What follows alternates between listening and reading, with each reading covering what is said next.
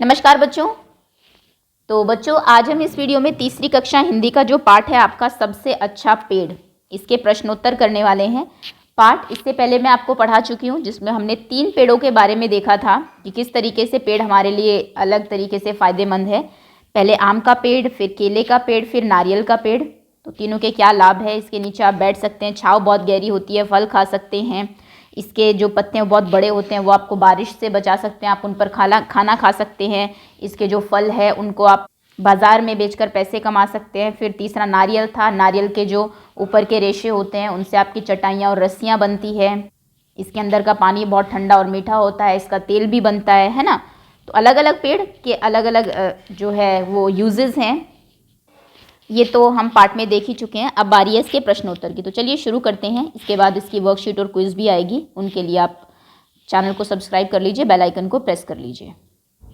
सबसे पहले ज़रा सोचो तो तीनों भाई किस मौसम में घर की तलाश में निकले। तो ये हमें पता लगता है जब वो गए थे तो आम उस समय आ रहे थे, तो यानी कि मौसम कौन सा होगा, गर्मी का मौसम होगा। ये हमने शुरू के पैराग्राफ में ही डिसाइड कर लिया था। तुम्हें कैसे पता लगा, ये कैसे पता लगा, क्योंकि उस समय आम के जो फल वो गर्मी में आता है, इस कारण से गर्मी में आता है पेड़ों के ऊपर। इससे हमने अंदाज़ा लगाया कि मौसम गर्मी का होगा। कौन सा महीना होगा, तो लगभग मेरे ख्याल से जुलाई का महीना होगा। उस समय आम थोड़े पके हुए भी होते हैं, जिनको कि आप तोड़ के आसानी से खा सकते हैं। घर की तलाश पर निकलने से पहले वो कहाँ रहते होंगे, तो हो सकता है अपनी गुफाओं में रहते हो, अपने पुश्तैनी घर में रहते हो।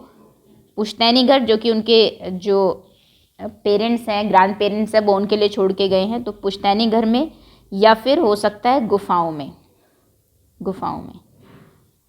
अगला प्रश्न है, ये आप इसके आंसर लिख देंगे। वैसे इसमें जो क्वेश्चन है वो फर्स्ट ही क्वेश्चन इंपॉर्टेंट है। कैसे चुनोगी, इन मौक़ों पर तुम किस पेड़ के पत्तों का इस्तेमाल करोगी। सबसे पहले मेहमान को खाना खिलाने के लिए कोई ऐसा बड़ा पत्ता चाहिए होगा जिसके ऊपर खाना अच्छे से आ सके, तो ये हम करेंगे केले के पत्ते का इस्तेमाल। केले के पत्ते पर खाना खाया भी जाता है केरला वगैरह में। बारिश में भीगते समय छाते की तरह, बारिश में भीग गए तो आप किस पेड़ के पत्ते का इस्तेमाल करेंगे, केले के पत्ते या फिर पाम के जो पत्ते होते हैं, पाम लीव्स जो होती है वो भी थोड़ी बड़ी होती है। सीटी अगर आपको बजानी है, इसके लिए आम के पत्तों का इस्तेमाल अच्छा रहेगा। रंग बनाने के लिए टेसू के फूल ज़्यादा अच्छे रहेंगे, इनका रंग बनता भी है। गर्मी से परेशान हो गए हैं आप, पंखा करने के लिए नारियल के पत्ते अच्छे रहेंगे पंखा करने के लिए। ओके, अगले प्रश्न पर आते हैं। क्या लगाओगी, तुम्हें अगर पेड़ लगाना हो तो तुम कौन सा पेड़ लगाओगी, तुम वही पेड़ क्यों लगाना चाहोगी। तो इसमें जो पेड़ दिए हुए हैं आप उनमें से कोई भी पेड़ लगा सकते हैं, उन तीनों के आपको क्यों लगाने चाहिए वो भी आपको दिया हुआ है पार्ट में। आप अगर कोई इनके अलावा अलग आंसर लिखना चाहती है तो आप नीम का पेड़ लगा सकते हैं। नीम के पेड़ का क्या फ़ायदा होगा, मैं अपने बगीचे में नीम का पेड़ लगाऊंगी, क्योंकि क्या कारण है, उसके बहुत सारे आपके जो, सबसे पहले उससे आपको दातून मिलेगी, क्योंकि उससे दातून नीम के पेड़ से उसकी जो टहनी होती है मिलेगी, वो आप ब्रश की तरह इस्तेमाल कर सकते हैं।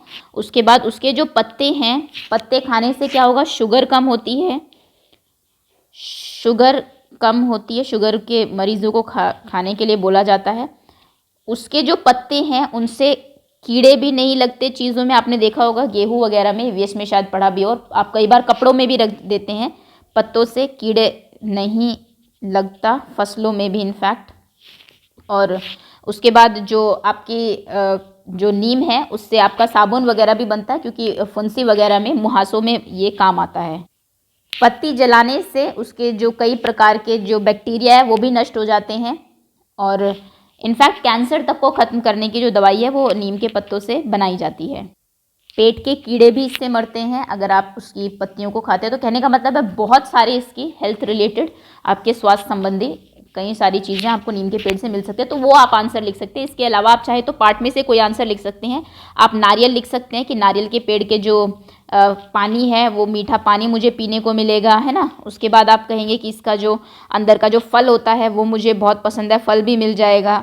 उसके बाद इसके जो छाल है उससे आप रस्सियाँ बना सकते हैं, रस्सियाँ, या फिर आप जो चटाइयाँ होती है वो बना सकते हैं, और इसके जो बाहर का खोल है उसको आप एक बर्तन की तरह इस्तेमाल कर सकते हैं। ओके, चलिए आगे आते हैं। अगला प्रश्न है, पहचानो और मिलाओ। यहाँ कुछ पत्तियों के बारे में कुछ वाक्य दिए गए हैं, वाक्यों को सही से आपको मिलान करना है और पत्ती पहचान पा रही हो तो उसका नाम भी लिखना है। उसके बाद पत्ती कौन सी है वो उसका भी नाम आपको लिखना है। सबसे पहले देखिए, लंबी पत्ती जो आगे से नुकीली है। ये देखिए, ये पत्ती है, लंबी पत्ती जो आगे से नुकीली है। एक सेकंड, थोड़ा सा और दिखा देते हैं अच्छे से आपको। ये देखिए, यहाँ से नुकीली है बहुत, और ये आम की पत्ती है।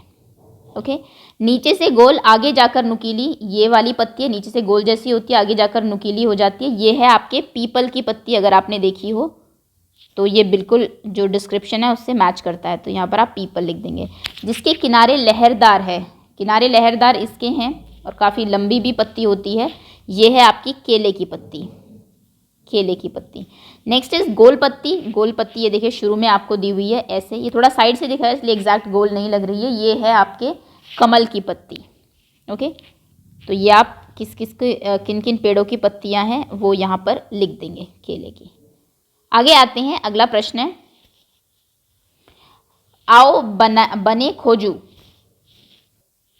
रबड़ के पेड़ की छाल पर चीरा लगाने से दूधिया रस निकलता है, जो कि आपने इसमें देखा भी है, पाठ में बताया गया है, दूध जैसा निकलता है। पता करो कि किन पेड़ों या पेड़ों के पत्ते को तोड़ने पर दूधिया रस निकलता है। इन पत्तों को सुखाकर चिपकाओ। चलिए, दूधिया रस जिनसे निकलता है ये है आपके पीपल और एक बरगद। अगर आप इनकी पत्तियां तोड़ेंगे तो इनसे फिर सफ़ेद सफ़ेद जो है वो दूधिया रस निकलता है। कौन ऐसे दो उसके नाम लिखो जिनकी पत्तियां चिकनी होती है। केले की पत्तियां चिकनी होती है, और मनी प्लांट। एक सेकंड, सॉरी।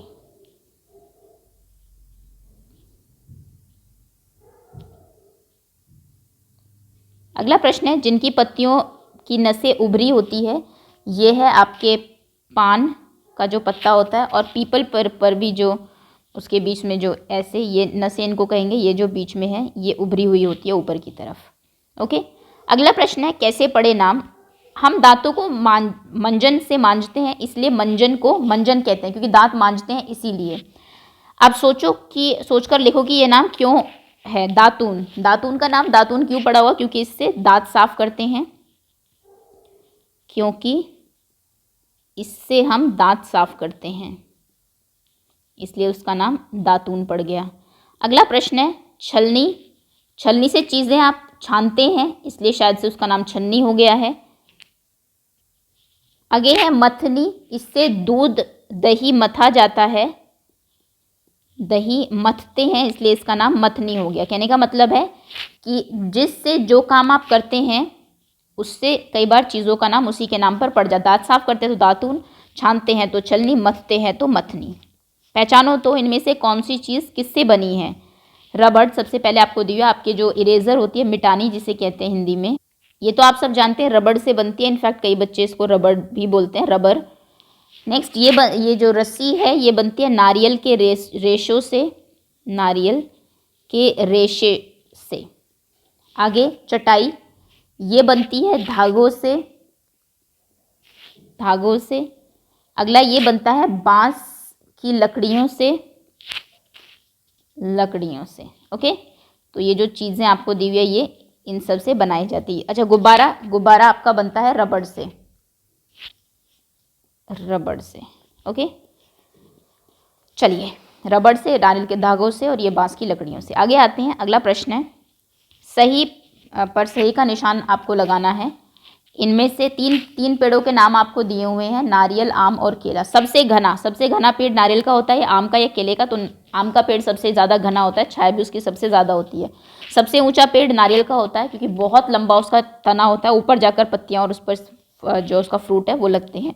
चढ़ने में सबसे आसान पेड़ भी आम का ही होता है, क्योंकि थोड़े छोटे से टहनियाँ निकलनी शुरू हो जाती है, आप उनको पकड़कर चल सकते हैं, बहुत सारी टहनियाँ भी होती हैं। नारियल के पेड़ पर चढ़ना सबसे मुश्किल होता है, और केले का जो तना है वो बहुत ही ज़्यादा नाजुक होता है, इसलिए आप नहीं चढ़ सकते। सबसे मोटा तना भी आम का ही होता है। सबसे बड़े पत्ते केले के होते हैं, जैसा कि हमने देखा भी, आप बारिश से भी बच सकते हैं उनसे, उनके इस्तेमाल से, और आप उन पर खाना भी खा सकते हैं। सबसे मीठा फल आम ही होता है, केला भी आप लगा सकते हैं, दोनों ही मीठे हैं। फल खाने में सबसे आसान खाने में जो फल है वो केला होता है, जल्दी से छिल जाता है और आप खा लेते हैं। आम भी आसानी होता है, लेकिन नारियल को खाना थोड़ा सा मुश्किल होता है। इसमें आप जिस पे आपको जो आसान लगे आप वो लगा दीजिए, ये आपकी चॉइस है, दोनों में से आप जिस पर लगाना चाहे। लेकिन नारियल का फल जैसा कि कहा कि बाहर बहुत कठोर होता है, पहले आपको पूरा ऊपर रेशे निकालने पड़ते हैं, फिर फोड़ना पड़ता है, तब जाके अंदर से उसका फल निकलता है। कुछ और फलों के नाम, कुछ फलों के नाम लिखिए गुठली वाले, जिनके अंदर गुठली होती है। आम के अंदर गुठली होती है, लीची के अंदर गुठली होती है, चीकू के अंदर गुठली होती है, जामुन के अंदर गुठली होती है, और भाई आड़ू के अंदर गुठली होती है, खुबानी के अंदर गुठली होती है ना, बेर के अंदर गुठली होती है। ये कुछ फ्रूट्स हैं जिनके अंदर गुठली होती है। बिना गुठली वाले केले के अंदर गुठली नहीं होती, केला पपीता के अंदर गुठली नहीं होती, लेकिन बीज होते हैं। गुठली आप नहीं लिख सकते, इसको पपीता लिख सकते हैं आप यहाँ पर। संतरा, इसके अंदर गुठली नहीं होती, संतरा। उसके बाद अनार के अंदर गुठली नहीं होती, बहुत सारे बीज होते हैं। बीज में और गुठली में अंतर है, गुठली काफ़ी बड़ी होती है और एक ही होती है, जैसे कि आड़ू में, जामुन में आपने देखी होगी। उसको आप बीज नहीं कहेंगे, उसको गुठली ही कहते हैं। और इसके अलावा तरबूज में गुठली नहीं होती, बहुत सारे बीज होते हैं। इसके अलावा सेब में नहीं होती है ना, तो इनमें गुठली नहीं होती है। इसके अलावा आप शहतूत लिख सकते हैं, जिसमें कि बिल्कुल ही नहीं होता। अंगूर लिख सकते हैं, जिसके अंदर गुठली बिल्कुल ही नहीं होती। ओके, चलिए आगे आते हैं। अगला प्रश्न है, किन फलों को छिलके के साथ खा सकते हैं? सेब को माफ़ करना, छिलके के साथ नहीं खा सकते पूछा है। तो जिनको छिलके के साथ नहीं खाया जाता वो है अनार, उसमें आपको छिलका उतार कर दाने निकालने पड़ते हैं। नारियल, छिलके को फोड़कर अंदर से आपको जो फल है वो निकालना पड़ता है। संतरा, उसका भी छिलका आप छीलते हैं। मौसमी, उसका भी छिलका छीला जाता है, छिलके के साथ नहीं खाया जाता। केला, पपीता, है ना, आम, बहुत सारे ऐसे फल हैं जिनका छिलका उतार कर ही खाया जाता है। तरबूज का भी छिलका आप नहीं खा सकते हैं। खरबूजा, है ना, तो ये आदि कुछ ऐसे फल हैं। कौन से फल हर मौसम में मिलते हैं? केला आपको हर मौसम में देखने को मिलेगा। मौसमी आपको हर मौसम में मिल जाती है, नाम वैसे मौसमी है। पपीता आपको हर मौसम में मिल जाता है।